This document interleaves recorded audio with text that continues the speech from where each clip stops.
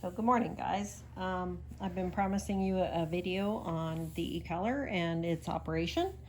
Again, I know that you've had this ecollar for Ada, but not sure how much you used it. So I'm going to go over everything with it again, and also how I have the ecollar set up. So the first thing is charging the ecollar. So I charge all the ecollars every night, just like I do a phone. And well, I'm using one of my chargers to demonstrate, but it plugs in the wall. There's a two-way splitter that plugs into the port in the back of each one, and there's a little rubber thing there you can see. You want to make sure that that's closed like that. Once it's closed, it's completely waterproof. So on the receiver, same thing. There's a little rubber port. Close that. Okay, so there's two pieces here. We're going to, so each piece is off when you take it off the charger, right? It's in the off position. So you can see there's no display light right now. And in order to turn it on, there's a large button on the back that says on, off, and light. These guys are equipped with a nice spotlight that's on the collar itself. I'll show you how that works. But just to turn it on, we're going to press and hold that button on. And then you see the blue display comes on.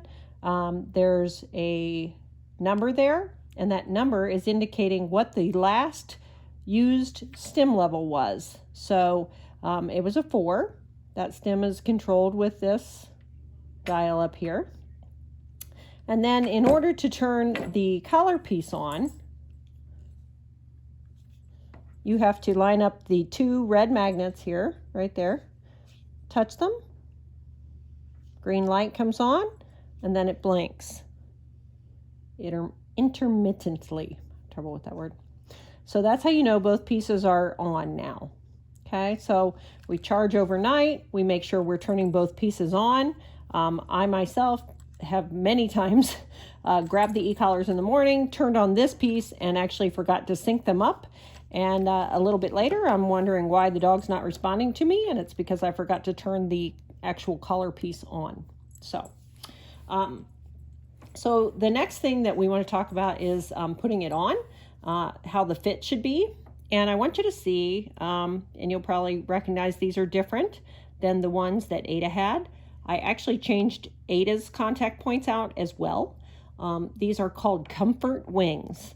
And if your dog is going to be wearing your ecollar a lot, which I think yours are, these are actually made for more comfort. So you see the little metal piece, it sticks out longer. It's got a wider spread, so it's actually more comfortable for the dog.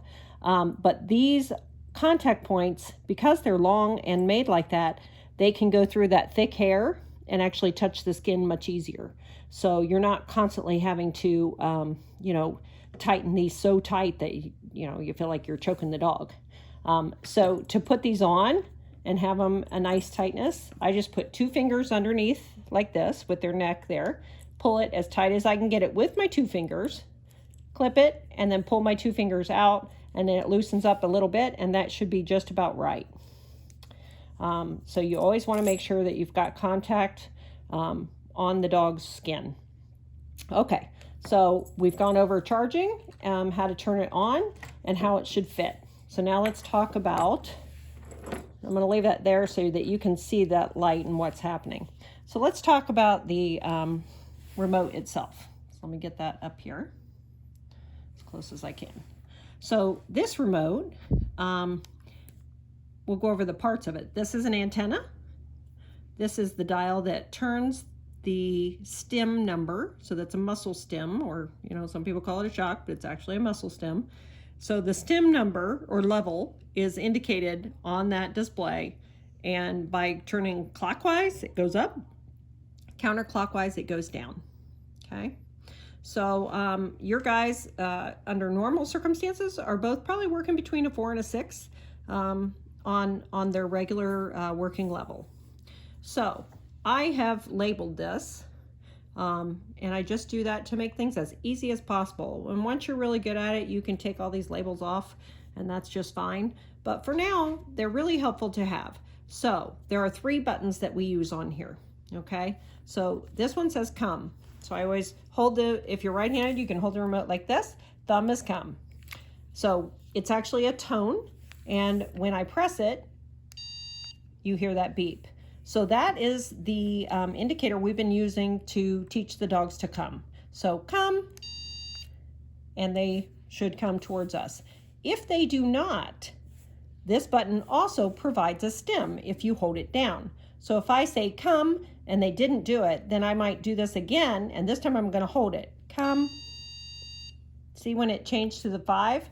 When it changed to the 5, it started to actually give them a stim or a tingle or a sensation on their neck, because they might be a little distracted, or maybe they were ignoring the beep. So that's a little extra, you know, it's like, hey, don't ignore me. There's our stim.